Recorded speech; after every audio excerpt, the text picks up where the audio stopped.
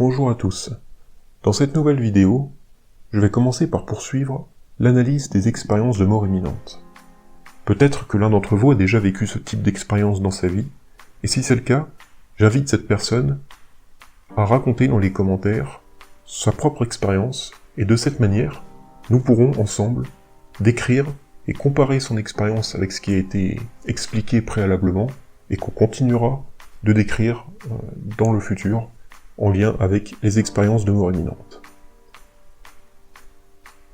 Donc cette personne qui a déjà vécu ce type d'expérience, il pourra reconnaître qu'il y a un avant et un après EMI.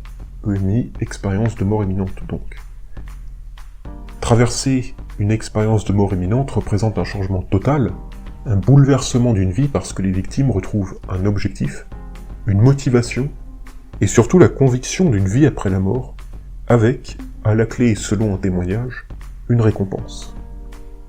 Ces victimes d'expériences de mort imminente ont abandonné leur attachement aux biens matériels et s'orientent davantage vers des pratiques spirituelles pour développer leur désir de voir le monde s'améliorer. Ils sont aussi pleinement engagés dans le désir de connaissance, comme le demandent les êtres de lumière qu'ils rencontrent dans leur propre expérience. Selon de nombreux témoignages, vivre une expérience de mort imminente, c'est ressentir une présence d'amour très élevée. Tout ce qui nous entoure semble procurer de la joie et du plaisir. Ce type d'expérience fait naître aussi bien souvent de la compassion.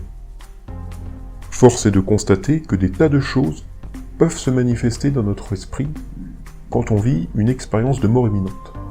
Cependant, ce n'est pas la seule expérience qui le permet, heureusement.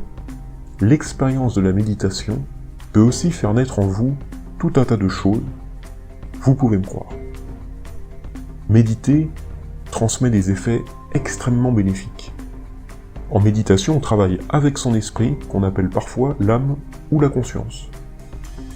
Et quand on devient réceptif à ce type d'expérience, on peut réussir à s'auto-guérir, même de maladies parfois incurables. Et je vous l'assure, c'est déjà arrivé dans l'histoire des hommes. Il suffit dans un premier temps de réaliser que nous sommes déjà tous actuellement en train de mourir. La seule différence qui nous sépare les uns des autres, c'est le temps qu'il nous reste. Par-dessus tout, notre propre mort n'a rien d'exceptionnel par rapport à l'ensemble des autres. Notre mort, à l'échelle de notre monde, n'est qu'une bulle d'air de plus dans un océan. Ensuite, la guérison s'achève en exerçant une pratique spirituelle. La méditation est donc la preuve que nous ne sommes pas obligés d'attendre un avertissement pour changer notre attitude envers la mort. Il suffit de changer dès maintenant le sens de notre vie et de se tourner vers la méditation. Mais encore une fois, qu'il est difficile d'échapper à nos petites habitudes. Nous savons que nous serons des êtres libres si nous y parvenons, mais comme nous n'y arrivons pas, cela ne reste qu'un rêve. Il ne faut pas non plus brusquer les choses du jour au lendemain, ce serait aussi difficile que d'essayer de respirer sous l'eau. Ce qui est alors intéressant, ce serait d'y réfléchir de plus en plus, comme je vous le disais auparavant, de méditer plus régulièrement, tout en conservant un peu de nos habitudes, qui semblent aujourd'hui incontournables dans nos vies. Notre comportement sera tout de même transformé. Imaginez que vous marchez et que votre corps tombe dans un puits. Le lendemain, vous faites semblant de ne pas le voir et vous retombez dedans. Le surlendemain, vous voyez le puits, mais vous retombez à nouveau dedans, par habitude. Le jour suivant, vous arrivez à le contourner, et quand vous aurez réussi à contourner ce même puits, vous contournerez aussi les autres. Dans la méditation, ce n'est pas le corps qui contourne les obstacles, mais notre esprit. C'est par la méditation que l'on développe des niveaux de conscience dont on n'aurait jamais soupçonné l'existence. Le tout est maintenant de savoir quand faut-il pratiquer et méditer. N'avez-vous jamais remarqué dans votre vie que des moments étaient plus puissants, plus importants, plus particuliers que d'autres? Quand vous écoutez simplement une chanson, quand vous vous réveillez d'une sieste, quand vous vous allongez dans votre lit le soir avant de dormir, ou quand vous regardez un rayon de soleil éclairer le mur d'une pièce. Je suis sûr que oui. La prochaine fois que l'une de ces occasions se présente, n'oubliez pas de l'exploiter.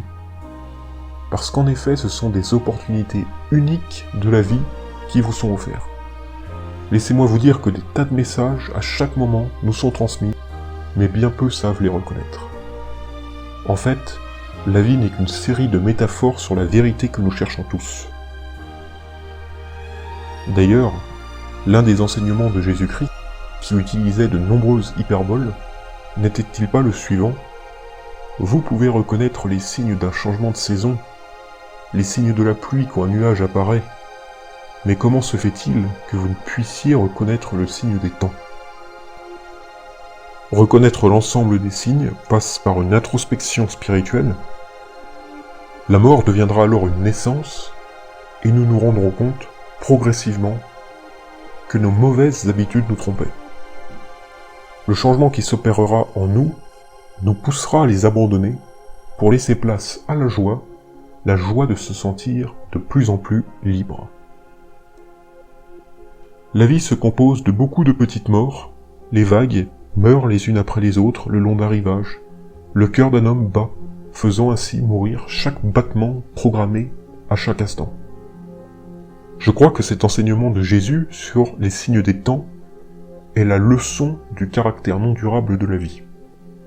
C'est en reconnaissant ces signes que nous pouvons nous réveiller. Cette vidéo se termine et on se revoit très vite la semaine prochaine.